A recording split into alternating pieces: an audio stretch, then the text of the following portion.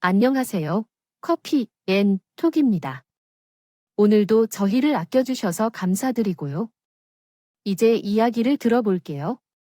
안녕하세요. 저는 30대 후반 여성입니다. 얼마 전까지 병원에서 엄마를 돌보면서 함께 많은 시간을 보냈었어요. 엄마가 TV를 종일 보는 것에 익숙해져서 주변의 소리에 귀를 기울이지 않더라고요. 그래서 제가 엄마에게 이 사연을 들려드렸더니 엄마가 이야기에 빠져 제 핸드폰까지 가져가셨어요. 한 달이 넘는 시간 동안을 보내고 이제야 집으로 돌아왔어요. 하지만 이야기가 없었으면 그 긴 시간을 어떻게 보낼지 궁금해서 다시 한번 감사 인사를 전하고 싶어요. 그리고 엄마가 태어나는 길에 대해 이야기해 주셨어요. 우리 이야기도 서로 공유해보자. 우리도 다 겪은 일이구나. 그런 못된 놈들은 널리 알려져야 해. 우리도 고마운 이야기들을 다 들었어. 갚을 수 있다면 반드시 해야겠지. 엄마의 잔소리에 나도 물러섰지만 대학 살쓰기로 마음을 굳혀보려니 또 분노가 솟아오르네. 냉수를 몇 잔 마셔도 마음이 가라앉지 않더라고. 처음에는 끓어오르는 분노로 가득했지만 이 사건을 끝으로 마무리하려 해. 엄마 말대로 세상에는 이런 나쁜 놈도 있다는 것을 알리고 싶어. 하지만 나는 재수가 어떻게나 없는 팔자인데 그런 놈이 내 남편이 되어버려. 10년 넘게 살아왔어요. 남편을 처음 만난 곳은 서울이었죠. 직장 생활을 하던 중 혼자 지방으로 발령을 받아간 친구 때문이었어요.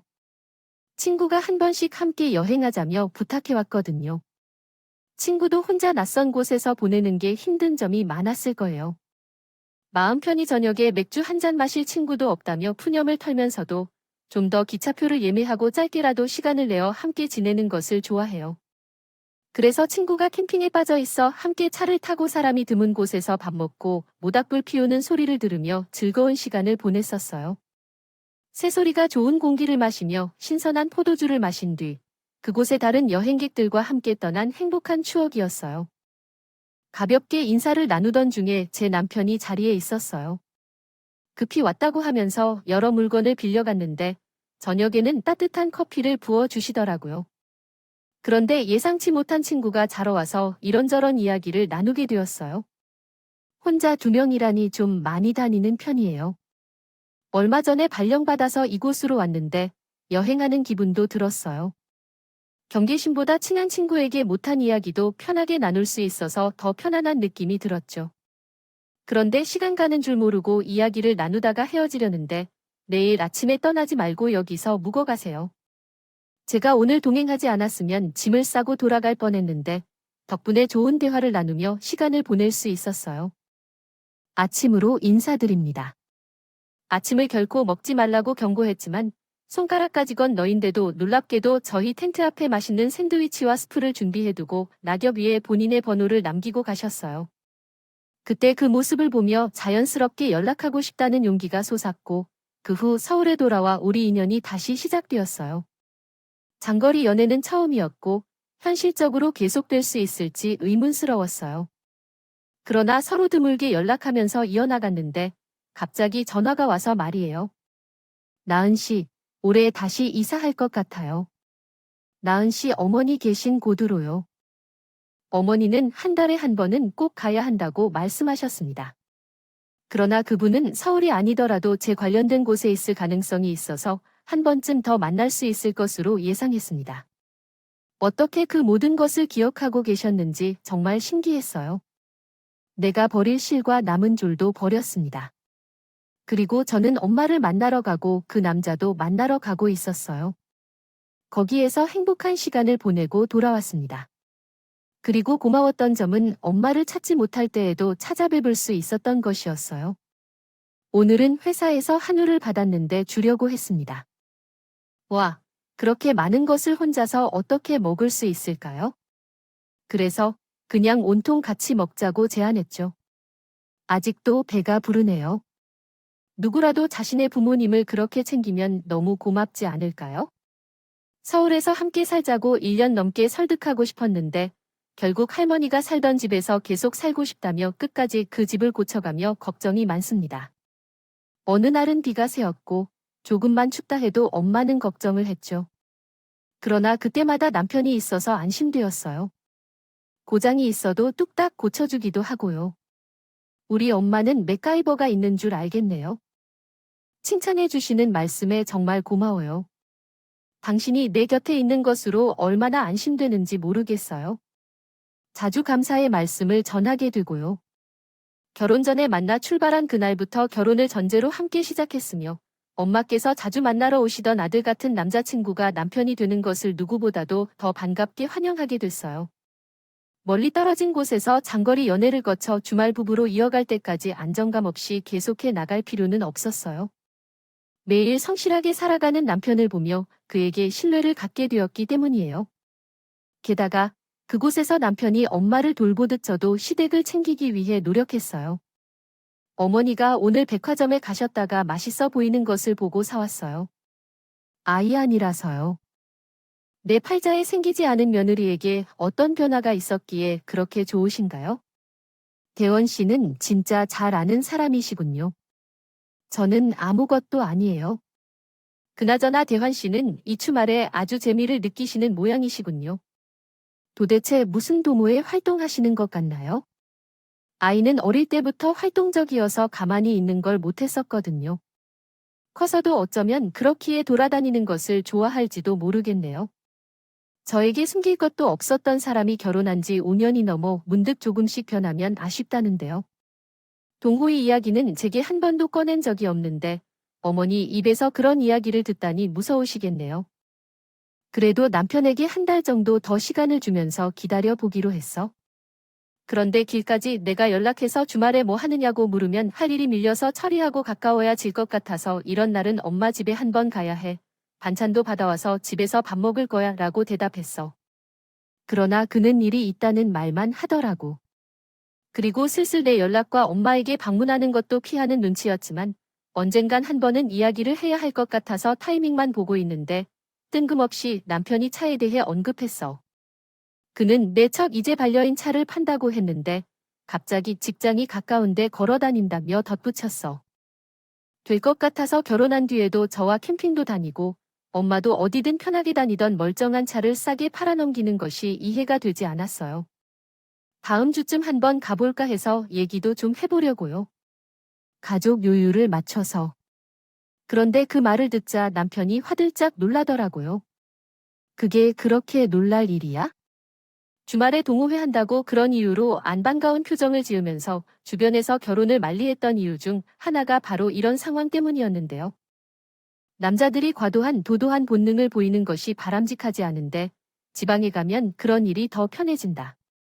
그래서 나는 많은 경우를 접해왔어요. 그래, 대체될 일은 없겠지 하고 생각했는데 그런 문제가 앞으로 다가오니까 눈물이 나더라고요. 나는 우리가 다를 줄 알았어요. 왜냐하면 당신은 워낙 성실하고 바른 사람이니까. 하지만 도모의 일원이 요즘은 엄마마저 자아를 지키지 않는다. 만약 내가 그런 말을 시어머니를 통해 듣게 된다면 어떨까요? 차가 갑자기 왜 팔리는 거야? 대체 무슨 문제가 있는 거야? 대화를 좀 나누자고.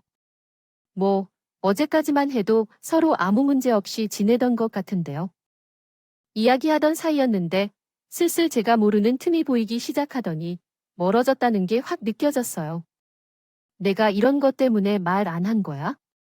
당시 술 지킬 나를 어머니 머슴처럼 그냥 써먹고 있잖아. 그래서 차도 판 꺼내고 있어요. 엄마에게 가기 싫어서 못 가는 거죠. 그 촌구석에 두냐? 남편에게 어머니를 부탁한 게 부담됐을 거란 생각은 해본 적이 없는데 결혼 전에도 본인이 좋아서 가고 시간만 나면 엄마 밥이 먹고 싶다며 가던 사람이었으니 그의 다 편하고 진심인 줄만 알았어요. 그런데 그 문제가 본인을 지치게 한다니 더는 강요할 수 없는 노릇이에요. 정말 죄송합니다. 아래는 문장을 올바른 한국어 문법 구조로 재구성한 것입니다. 게다가 그 스트레스가 부부 문제까지 위기를 만든다면 과감히 놓는 게 맞다고 생각해요. 당신한테 부담이 될 거라고 생각 못한 내 잘못이에요. 난 가까이 있는 사람이 부모님 챙기면 된다고 생각했어요. 미안해요. 이제 자기 부모 자기가 그냥 챙기자. 개선하지 말고 무슨 개선을 했다고 그래요. 내가 당신 엄마한테 안 가면 우리 집 갈 사람이랬어요. 그건 패거리에 사람 피곤하게 만드는 도리인데 집이나 어떻게 해야겠어요. 아니, 나한테 더 바라지 말고. 그러다 전화를 탁 끊어 버렸대요. 황당하게 그저 없었었죠. 이렇게 화가 쌓일 정도 나면서 내색도 안 한 게 이해가 안 가네요. 안 왔어요. 그리고 얼마 후에 제 친구가 연락이 왔어요. 이 말을 꺼내더라고요. 요즘 남편과 별 문제는 없지? 무시 문제인가요? 아니, 남편과 얼마 전에 한 번 보자 확인을 했더란 말이에요. 무슨 일인데요? 특히 쌓아둔 써 그냥 갑자기 차독한다고 그러고 이것저것 이해한 셈인데. 부부 사이에 일을 끼어드는 게 아니라고 생각해. 그래서 솔직히 고민했는데 입장을 바꿔서 생각해봐도 우리 사이에 해줄 수 있는 게 아닐까 싶어서 내가 보는 사진 한번 볼래? 왜 이런 사진인가요? 목소리만 들어도 정말 오랜 시간 같이 고민을 함께 느꼈어요.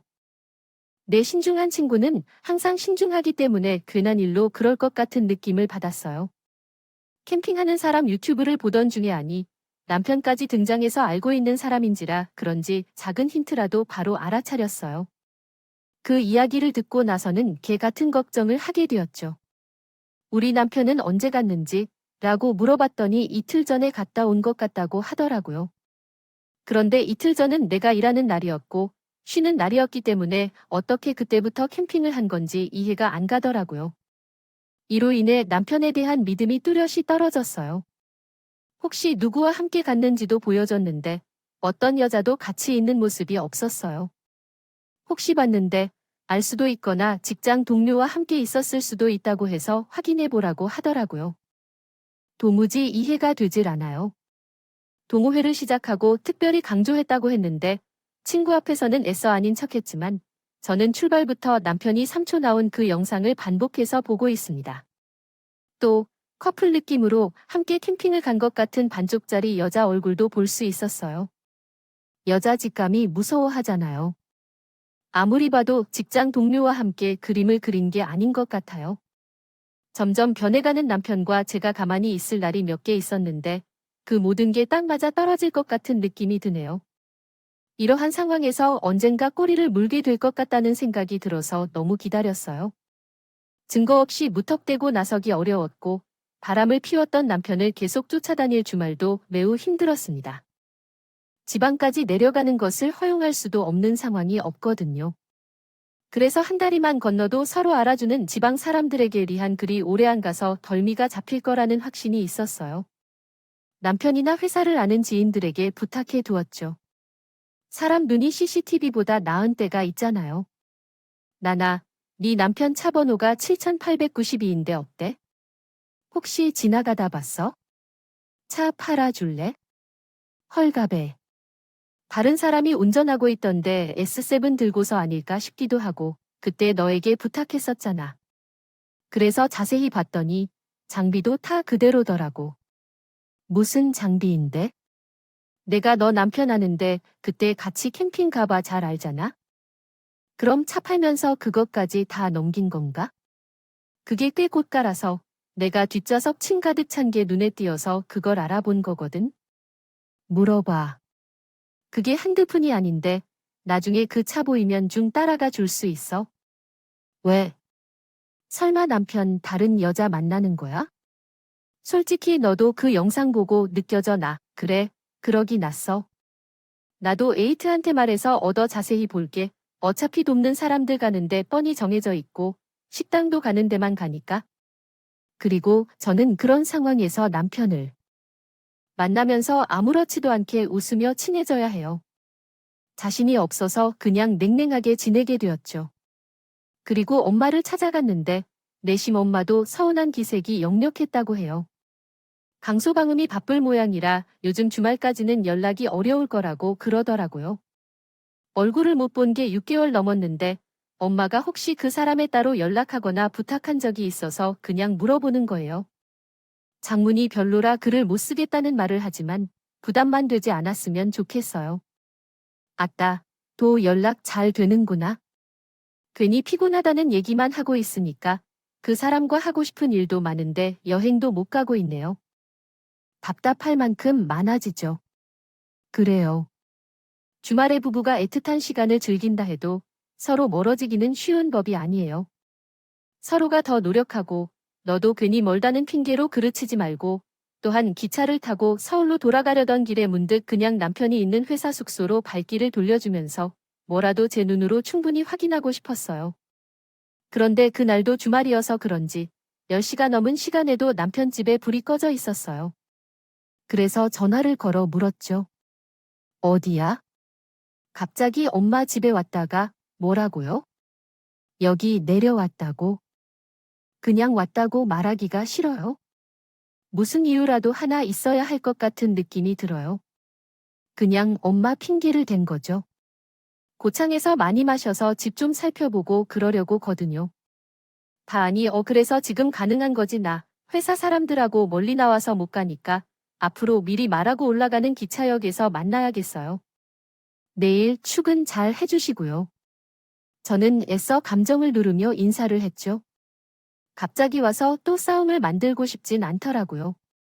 그런데 얼마 지나지 않아서 장마가 시작되었더니 일이 터지고 나서야 말이죠.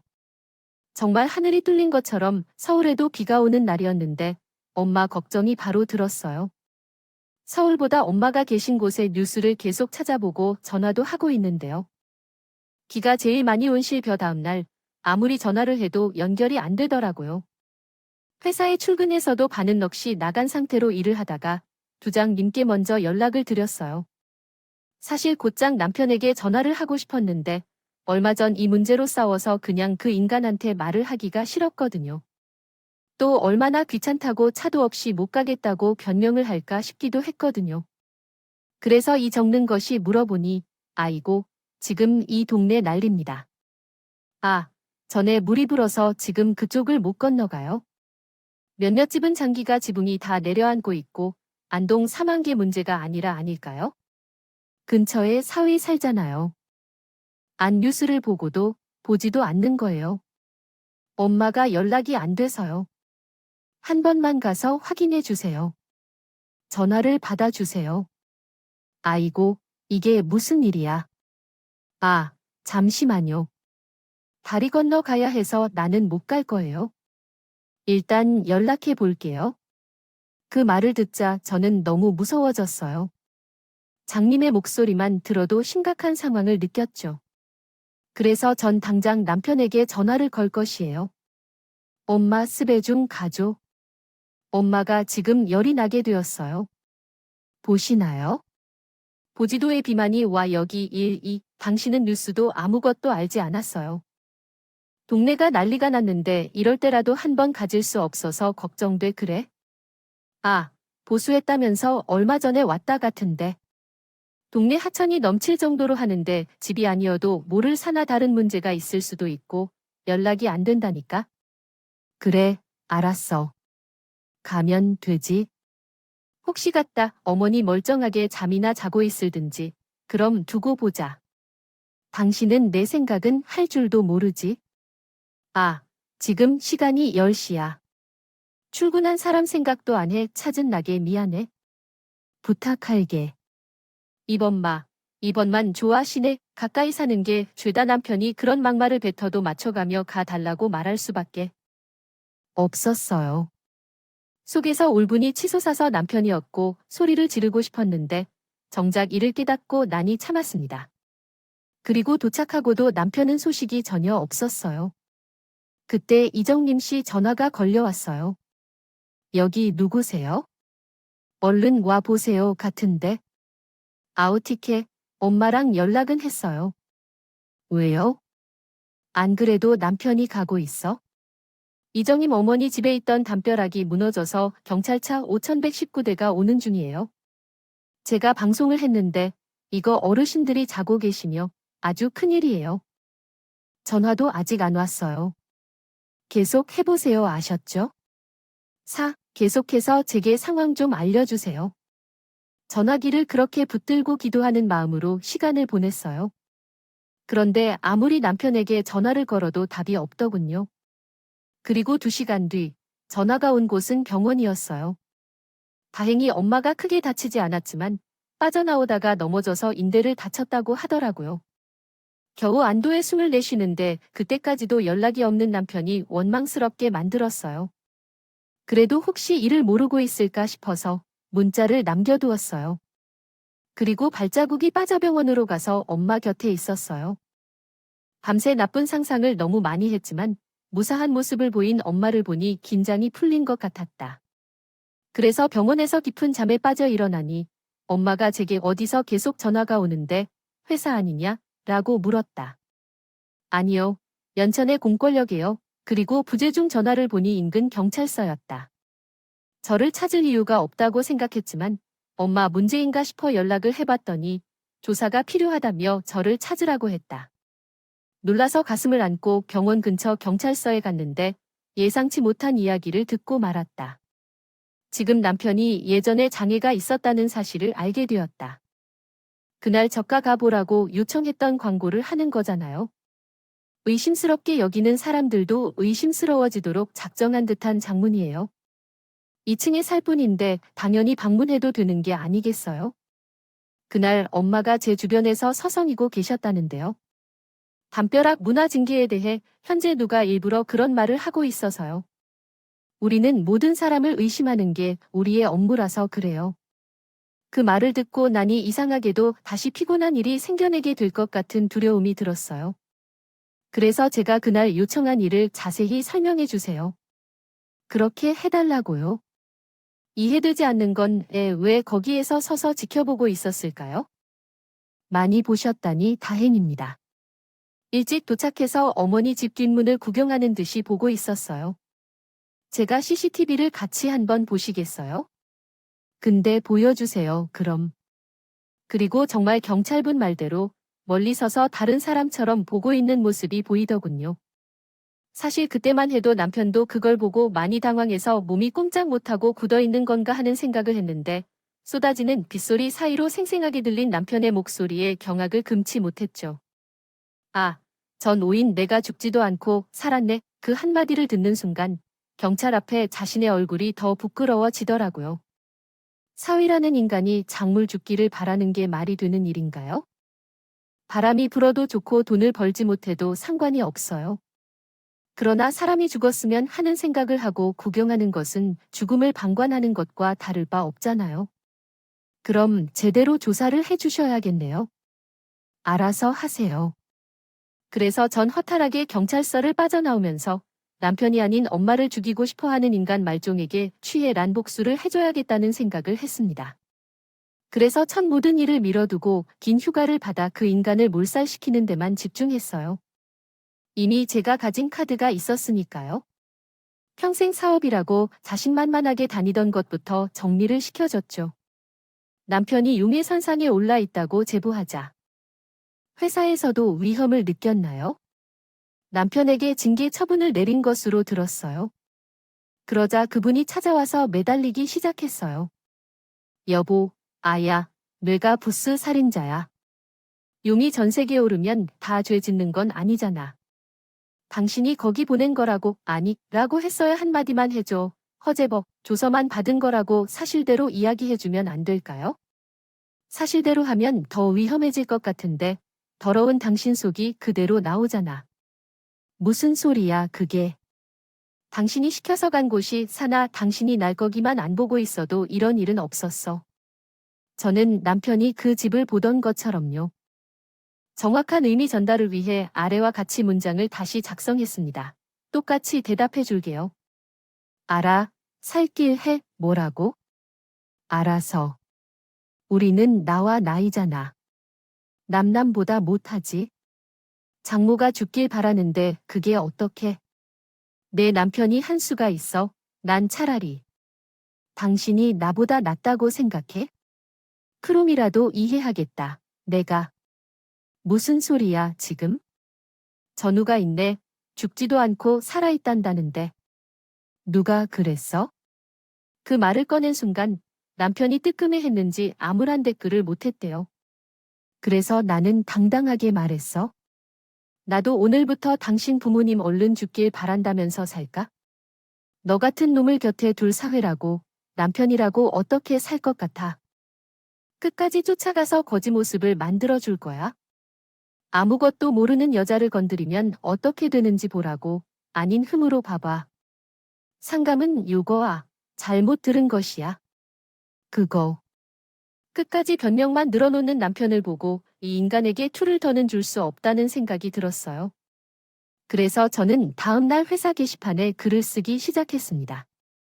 그 반쪽 얼굴을 가진 여자는 남편이 회사에 새로 들어온 직원과 영상 하나를 캡처해서 사내 게시판에 올린 순간 파장이 커졌어요. 부장급 아저씨와 30대 젊은 아가씨가 그러고 다녔으니 회사에서도 쇼핑할 일이 없겠겠죠. 그리고 설상가상으로 불륜 사태가 터지자 남편은 평생 직장을 뒤로 하고 퇴사 조치를 받았습니다. 그러나 그 사태로 끝나지 않고 더 나아가 버렸어요. 자기 부모까지 마음 아파해야 내 마음을 이해할 것 같았어요. 평생 교사라는 명예가 목숨과도 같은 시댁 어른들께 아들의 진짜 모습을 드러내야 했습니다. 만약 여자에게 차를 주기로 했다면 최소한 번호판 정도는 바꿔서 넘기던가요? 어리석게 그것을 팔았다며 끝내기엔 문을 열어 블랙박스 영상을 얻는 것은 매우 쉬운 일이었습니다. 그렇게 아들의 부정행위까지 공개해서 최고 명예롭게 나아가야 할 상황에서 중간에 나락에 떨어지고 말았습니다. 특히 보수적인 교육 집단에서 선수치 사람에게 친사태였을 겁니다.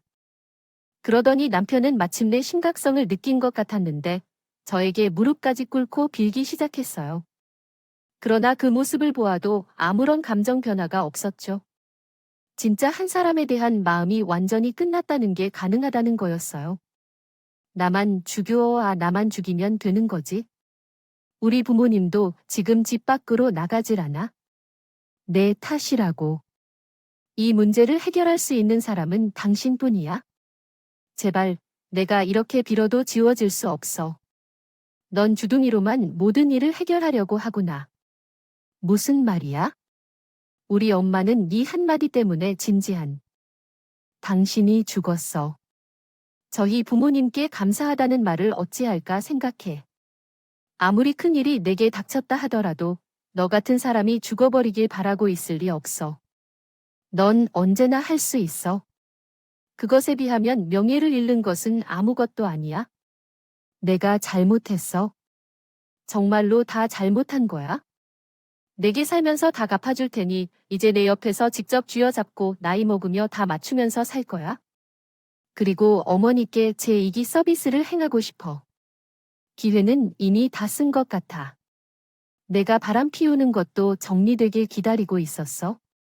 하지만 어디까지 바라고 있는 거예요?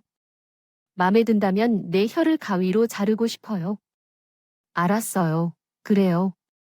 그렇게 할게요. 시간이 지나면 마음이 조금이라도 풀린다면 내 앞에 나타나지 마세요. 나 얼굴만 보는 걸로 여전히 당신에게 끌리고 싶나요? 그렇게 해서 직장과 가족 사이에서 많은 실수를 저질렀네요. 금전적인 손실보다 내 부모님을 감옥에 가두는 게 훨씬 더 아플 겁니다. 알려줘야 했던 그 말이 얼마나 큰 실수였는지 알 것 같아요. 남편은 불륜으로 인해 젊은 여자에게 된 아이들을 바친다면요. 월급도 모아두지 못한 상태에서 구할 게 하나도 없는 처지가 되었어요. 함께 살던 집도 본인이 모두 가져간 뒤에는 남는 게 아무것도 없었습니다. 돈이든 뭐든 그저 하나도 남기지 않고 모두 가져오고 싶었어요. 그리고 아직도 엄마에게는 그 사실을 말하지 않았습니다. 평생 누군가의 상처가 될 것 같아서 굳이 말해주지는 않아도 그저 다른 이에게 상처를 주는 윤리적 범죄로 인해 한마디까지도 그분의 마음을 다칠까 봐 무서워해요. 미움을 품고 있다면 먼저 가슴이 그만큼 더 아플 것을 생각하니 말이에요. 엄마란 마음속 아픔을 서로 나눠 갖고 살아가야 한다고 생각하며 살고 싶어요. 그리고 이제는 누구에게도 미움을 품지 않고 싶어요. 여기까지 사연을 보내면서 이제는 제 인생만 보며 가겠습니다. 요즘은 다시 친구하고 캠핑을 자주 가는데 그때마다 자연으로부터 많은 교훈을 받습니다. 자연의 순리대로 흘러가며 늙어가는 것도 아름답다는 것을 느껴요.